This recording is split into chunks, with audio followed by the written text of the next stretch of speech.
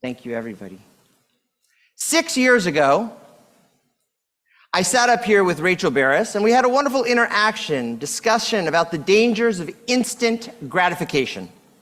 We discussed how people in Rachel and my children's generation send on average 128 texts or other forms of short staccato communications per day. And response time on average was 90 seconds. That was 6 years ago. I haven't looked up if that's changed. And today, I want to actually continue that conversation, but Rachel, you don't have to come up here. I believe that we're facing another danger from an increased speed at which our lives seem to be moving, specifically connected to the fast pace of media that we, or at least some members of our society, are consuming. TikTok and other social media platforms that cater to what is called short-form videos have helped pave the way for the horrific situation that the Detroit delegation to Washington, D.C. march experienced. Little background for those that don't know: 900 people were on 3 chartered planes. Upon landing, there were no buses. One plane that was called the purple plane, they were the purple, the orange, and the green. The purple plane turned around after 8 hours of sitting on the tarmac, getting off the plane only for a few minutes to stretch their legs. One plane, the green plane, eventually got to the rally with a combination of stretch limos, which I was told in one of the stretch limos was a dancing pole.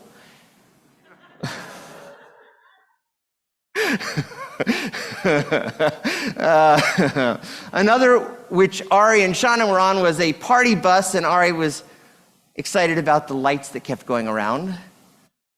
And then that was the green plane. And the orange plane, the front half of the plane eventually got there with 45 minutes or so to spare, and the back half of the plane never got there and sat in an airport holding room for 15 plus hours. Why didn't they go? Why didn't the buses show up? Because the bus drivers heard who they were taking, where they were taking them, and decided to call in sick. I'll leave it to you to put a label on that. Federations asked me not to.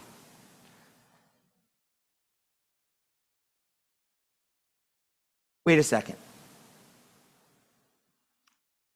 This week, Xi Jinping, the head of China, and President Biden met in San Francisco. China is one of the worst abusers of human rights in the current world, with over 500,000 Uyghurs in re-education camps that sure look like something that's not a re-education camp. Yet,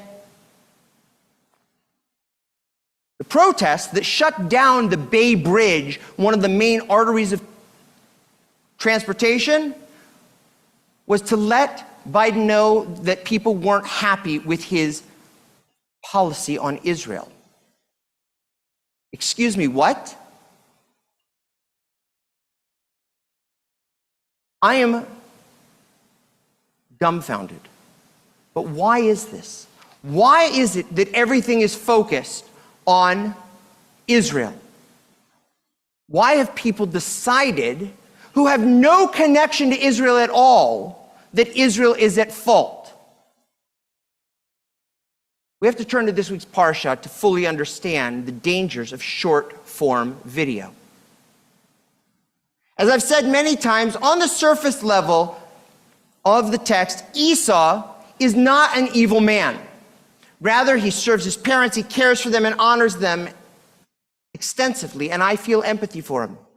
But when we dig below the surface with rabbinic midrash, there's a whole nother understanding. We know that Esau is a man who eats on the run. He does things quickly. He's always moving, going from one thing to the next to the next. We see this in the story where he slurps down the red lentil stew that Jacob had made and immediately leaves. But the rabbis see this as not something he only does physically, but it's also reflected in his speech. They understand that Esau is a quick talker, and not in the positive way.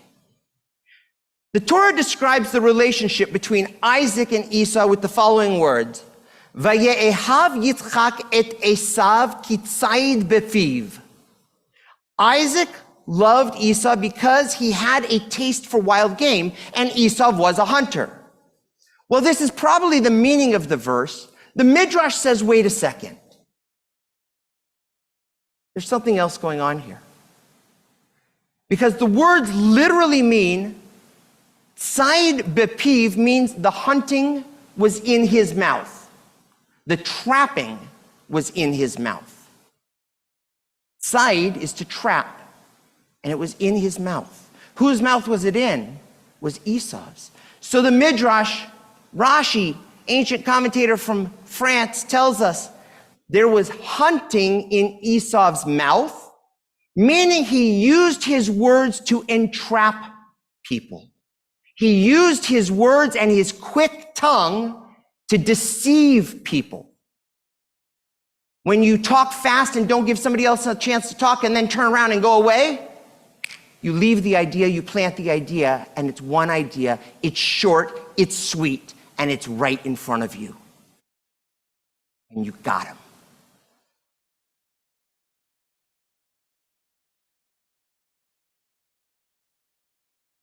Short bursts of information are dangerous. In mid-2021, internal data from TikTok that was given to creators said the optimal TikTok length was 24 to 31 seconds.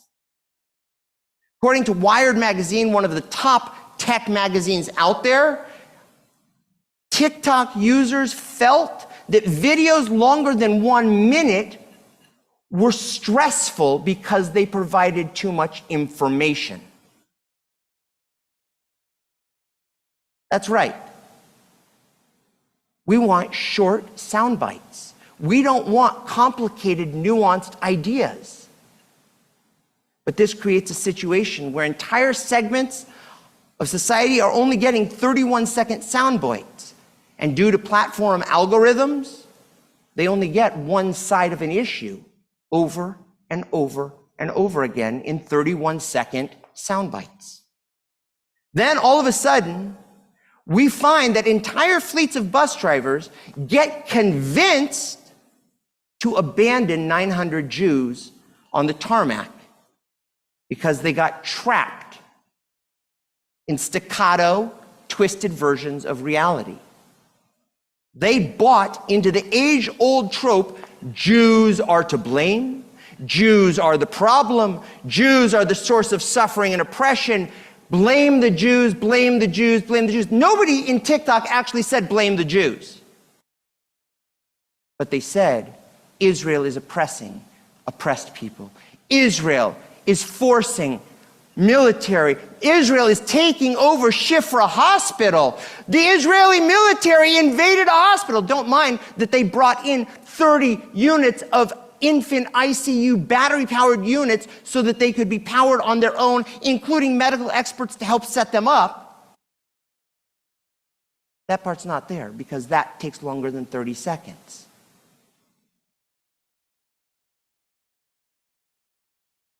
We, as a people who can understand the dangers of fast media frenzy, must also be careful. It's easy to get caught in one story or another in a time like this, especially when we're filled with anxiety and emotion. The reality is both that 300,000 Jews from all different backgrounds, from coast to coast, showed up in Washington, D.C. with 1 week's notice. We sang, we prayed, we cheered, we stood proud, and we demanded, bring them home. And there was not one reported act of violence or disturbance. In fact, when somebody asked a police officer how their day was going, they replied, I've gotten more thank yous today than in the previous multiple years of my career. That is a blessing. That is amazing. We had people who demanded a full state of Israel. We had people wearing Shalom Akshav, peace now flags, but they were standing together, united as a Jewish people. That is awesome.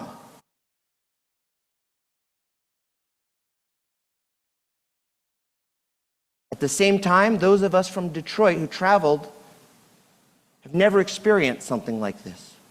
I've experienced anti-Semitism in my life. I've had swastikas painted on my house, burned into my dorm room door. But it never stopped me. I just kept moving forward. On Tuesday, I was stopped in my tracks.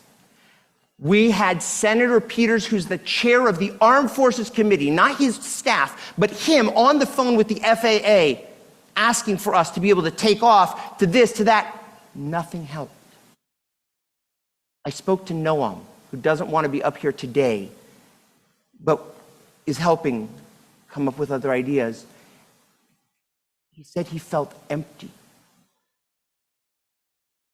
I have never felt helpless in the face of anti-Semitism, and I felt helpless.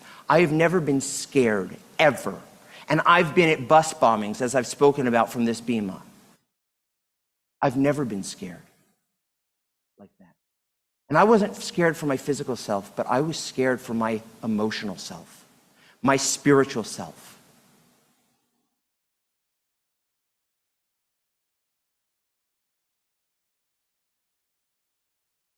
The day we went to Washington, D.C.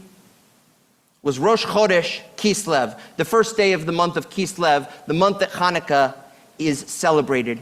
We are told in the halakha, the Jewish law, that we take our menorahs, our chanukias, our candelabras, and we don't do what I did as a child and put them on our kitchen counter, but we put them in our front window so that we can publicize the miracle. The only time you're allowed to put your menorah on that kitchen table with the light, with the shades drawn, is times of danger. But let me tell you, that my time of danger is not now, because I'm building a bigger one. And I'm going to play my music louder, and I am going to stand up and be proud. I want to conclude, going back to where I started, with Rachel Barris and I going to get a cup of coffee. You see, Wednesday morning, I got home at 6:30 in the morning, 25 hours after I left. I slept for 3 hours and I had to get to Hillel Day School for Ari's science fair. And my eyes were barely staying open, and Shauna said, go to Starbucks and get a cup of coffee. I didn't go through the drive-thru. I walked in. Standing behind the counter was a woman whose name is Shauna. She took one look at my kippah and she said, were you there? Just the words, were you there? I said, yeah. And she said, I have 2 brothers in the IDF, in the Israel Defense Force. Thank you. She reached into her shirt, pulled out her golden star, and looked at me and whispered, Am Yisrael Chai. Am Yisrael Chai. And she said, I'd wear it on the outside, but I'm nervous about people that walk in here. And she put it back in. And I looked at her and I said, I'm not taking this off. And she said, thank you. It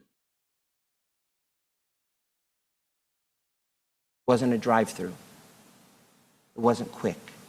It was eye to eye, heart to heart, soul to soul. If I'd gone through the drive-through, if I had not worn my kippah, if I hadn't been outwardly and proudly Jewish, knowing that I stand for life and the spreading of light, well, I don't know what would have happened, because I'm not backing down. I'm spreading light. Shabbat shalom.